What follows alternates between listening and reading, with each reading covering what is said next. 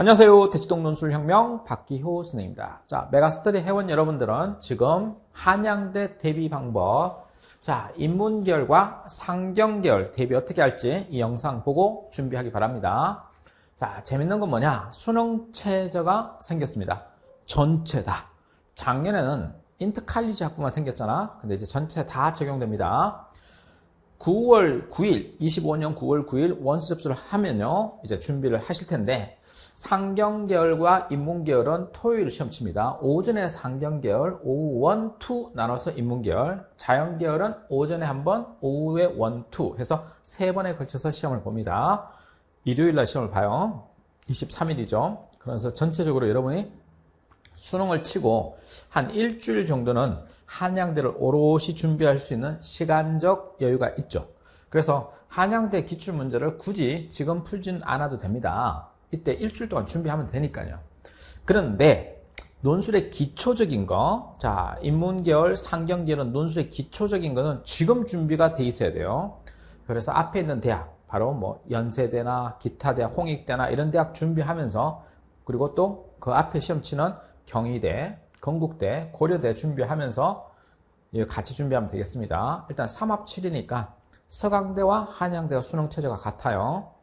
자, 논술 90%죠. 학생부 종합평가 10%인데 요거 출결, 봉사활동, 내신이 반영되지 않는다는 거. 그 대신 학교생활 성실도를 중심으로 판단하니까 내신은 반영되지 않습니다. 출결, 봉사활동, 학교생활 성실도를 가지고 학교 자체 내, 한양대 자체 내 평가 기준표로 점수를 카운트하겠죠.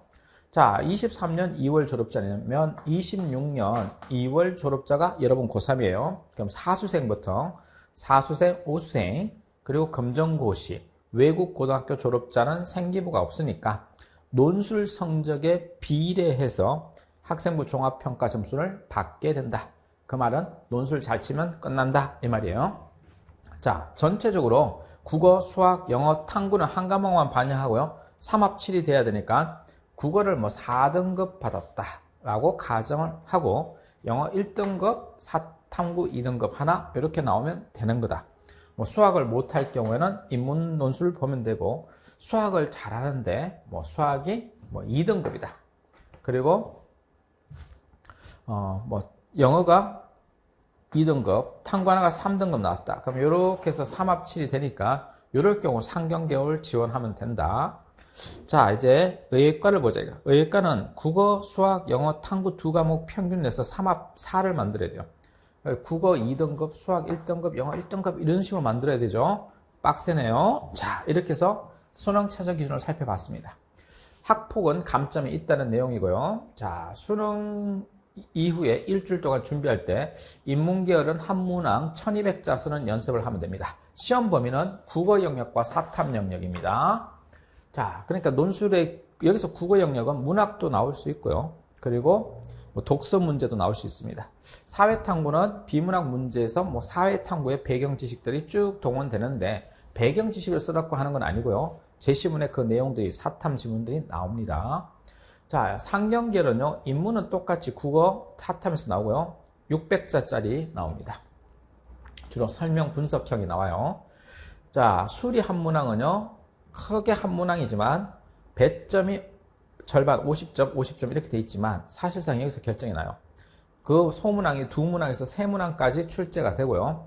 시험 범위가 넓어요. 수학 1, 2, 확통 요까지 나올 줄 알았는데 미적 기하까지 입학처에서는 이렇게 못을 받고 있어요. 그럼 이게 나오면 풀기가 좀 쉽지 않을 것 같은데요. 그래서 이 수학에서 1번, 2번, 3번 있으면 대부분 1번, 2번은 맞춰도 3번은 잘 못 맞춥니다. 자, 검정색 펜을 사용합니다. 그러니까 교정부 사용하거나 지우개 사용하는 거예요. 연필 샤프 되니까요. 자, 그 다음에 수정액, 수정 테이프는 사용 불가능합니다. 자, 시험 시간을 보면 상경계열 오전에요. 공과대학 중에서 정보시스템학과, 상경 이쪽에 이제 시험을 응시하고 정책학과가 수리논술이 있어요. 요거 헷갈리면 안 돼요. 정책학과 수리논술이 있고 경제금융, 경영, 파이낸스 경영, 인터칼리지 여기가 인문논술의 상경계열로 수리논술이 있고 국어국문학과, 문학철학, 영어학과 정치, 외교, 사회학과, 미기업, 관광학부는 인문계 논술을 봅니다. 요 정치, 외교는 인문계 논술이고 정책학과는 상경계 논술이라는 거 그거 잊지 말고요. 요거 시험 시간 잘 착오 없이 해야 되고 9시 30분에 시험을 치면 9시까지 입실 완료해야 됩니다. 그래서 입실 완료 시간을 잘 체크해 두세요. 자, 자연계는 뭐 공과대학이 오전, 또 공과대학이 오전, 뭐 이렇게 학과별로 나눠져 있고 의과대학은 마지막에 시험을 봅니다. 자, 여기서 논술로 뽑지 않는 학과들이 또 존재한다는 거. 행정학과 논술로 뽑다가 이제 빠졌네요. 이렇게. 인문 논술은 국어하고 사회탐구가 나오는데 일단 제시문을 잘 분석해야 되고 제시문의 난이도가 요즘은 되게 쉬운데 몇 년 전만 해도 되게 어려웠어요. 그래서 사실상 난이도가 들쭉날쭉 한다는 거. 그래서 제시문이 어려울 수 있다는 거. 어렵게 나오면 진짜 어렵게 나온다는 거. 길고. 자, 근데 요즘 최근에 와서 쉽게 나온다고 해서 여러분한테 좋은 건 아니다. 쉽게 나오니까 제시문이 너무 짧은데 1200절 쓰는 것도 여러분한테는 고역이다. 그래서 이게 들쭉날쭉한 시험은 기출문제를 최대한 많이 풀어보고 이와 비슷한 예상 문제도 준비하는 게 맞다 하는 겁니다. 자, 수리 논술은요, 단답형이 아니고 수학에 나오는 다양한 주제를 종합적으로, 통합적으로 분석하는 겁니다. 그러니까 수학 교과서에 있는 수학적 정의, 그걸 바탕으로 제시문을 이해시키는 겁니다. 그래서 답안지 쓰는 방법이 중요해요. 답은 찾을 수 있을지 몰라요. 그런데 답안지 서술하는 방법을 배우셔야 됩니다. 다음 A, B, C로 나누고 F는 탈락이고요. A, B, C를 다시 상중하로 해서 9등급으로 평가하고요. 묻는 말은 보통 한 3개 정도를 묻습니다. 3개에 대해서 답변을 구성하면 되고 각각 한 단락씩 구성해서 400자, 400자, 400자 이렇게 써서 3개 단락을 구성하면 됩니다. 서론, 본론, 결론을 쓸 필요는 없습니다. 원고지 사용법과 어문 규정에 대한 감점이 있습니다. 제시문은 문학, 역사, 철학, 사회과 관련된 교과 내용 그리고 또 그거와 관련된 다른 데서 제시문이 나옵니다. 그런데 도표 그래프가 최근에 나오기 시작했고요. 그게 어렵지는 않습니다. 문제는 간혹 도표 그래프만 띵 냈을 경우 여러분이 풀기 어려울 수 있다는 겁니다. 자, 인문계열에 1200자 내의 논술을 요구하는데 요약형이 일단 첫 번째 단계가 요약이에요. 1단계 요약하고요. 제시문 가를 요약하는 거예요. 요약한 다음에 그 제시문 나에 적용하는 분석 그리고 제시문 다라 라에 있는 대안 제시까지 이렇게 창의적 사고 이렇게 1단계, 2단계, 3단계를 요구합니다.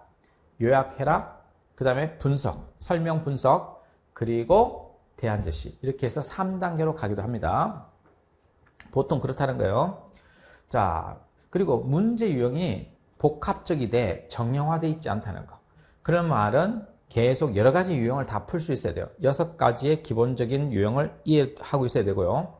24학년도 인문 1의 경우 그림 자료 나왔는데 그때 공공시설물에 시사점 도출하는 문제 나왔습니다.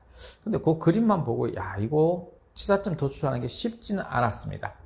그리고 25학년도 기출에서는 비교 분석, 견해 제시형이 나왔어요. 자, 그러니까 요약, 종합적 분석, 대안 제시가 아니라 비교 분석, 그 다음에 견해 제시형으로 이렇게 나오기도 한다는 거. 자, 상경계열은 제시문 한 보통 3개 주고요. 그리고 그걸 논리적으로 비교 설명하는 문제가 가장 많이 나옵니다. 그리고 도표 그래프 통계 자료도 나옵니다. 그래서 견해 제시나 대안 제시가 잘 나오진 않지만 그래도 나온다는 것, 특히 대안 제시가 나올 수 있다는 거. 상경계열 2번의 경우는요, 수학이잖아요. 그래서 수학을 잘해야 됩니다. 수학 수능 기준으로 중상에서 상 정도니까 수학 1등급, 2등급 정도 돼야 잘 풀 수 있을 거고요. 3등급이면 지원을 권유하지 않습니다. 상경계열 하지 마세요라고 제가 말리고 싶어요. 자, 대비법은 인문계열 학생들은 이제 1200자 쓰는 연습을 해야 돼요. 긴 호흡의 글을 쓰는 연습을 해야 되기 때문에 다행스러운 것은 문제가 요구하는 게 한 3단계니까 그걸 단계별로 끊어서 연습하는 연습을 하면 될 것이다. 다음 서두에는 비문학 제시문, 기준되는 제시문 가가 주어집니다. 그 가를 보통 요약을 할 때 전체를 관통하는 주제와 함께 나오는 경우가 있어요. 그리고 생소할 수 있는 주제의 제시문이 나올 수 있습니다. 그래서 비문학 독해 능력을 요구하고요. 요약 능력이 굉장히 중요합니다. 해결책을 제시를 하라고 하는 경우, 또 그림 자료 출제 빈도, 특히 그림 인문계열에서도 그림 자료가 가끔씩 나오는데 황당하기 그지없을 수도 있어요. 이게 뭘 의미하지? 그럼 이제 다른 제시문을 보고 막 찾아내야 됩니다. 그렇게 해서 분석하고 답안 서술할 때 다각도로 검토하시기 바라고요. 수리 논술은 풀이 과정을 촘촘하게 다 써야 됩니다. 자, 실제 기출문제 보면 인공지능과 지리학자가 세 가지 관점에서 제시문 다를 분석하고요. 기억에 대해서 자신의 의견을 서술하라. 이렇게 나온 적이 있고요. 2교시 문제는 가의 문제 상황에 대해서 나다의 견해를 비교 분석하고 자신의 답변을 서술하라 해서 비교 분석과 견해 제시. 상경계열은 경영답게 A 기업의 경영이 어려움을 겪게 된 원인을 그리고 그 개선할 수 있는 방법 그런 대안 제시를 해보라 이렇게 말하고 있습니다. 수리 논술 문제는 이하 생략하겠습니다. 제법 길고 어렵습니다. 그래서 나 같으면 상경계열을 한다 그러면 요 어느 논술을 50점, 수리 논술 50점이지만 요거 20-30분 만에 해결하고요. 수리 논술에 1시간을 투자할 것 같습니다. 인문 논술은 90분 동안 하는데 시간이 사실 남습니다. 자, 시간이 남도록 여러분 연습해야 된다는 뜻이에요. 실제 공부가 돼 있으면 시간이 남습니다. 실제 기출문제를 이렇게 보여줄 테니까 요거 보시고 대비하기 바랍니다. 자, 지금부터 한양대 공부하러 들어가는데 한양대를 공부하기 위해서 기출문제부터 낼름 풀지 말고 기초가 되는 논술의 정석 파트 있죠. 글 쓰는 방법, 독해하는 방법, 그리고 또 봤듯이 시험 범위가 국어랑 사탐이잖아요. 사회탐구 중에 자기가 하지 않은 과목도 있을 거 아니에요. 거기에 대해서 정리된 강의 이런 것 좀 보시고 논술 준비하시기 바랍니다. 자, 시작할까요?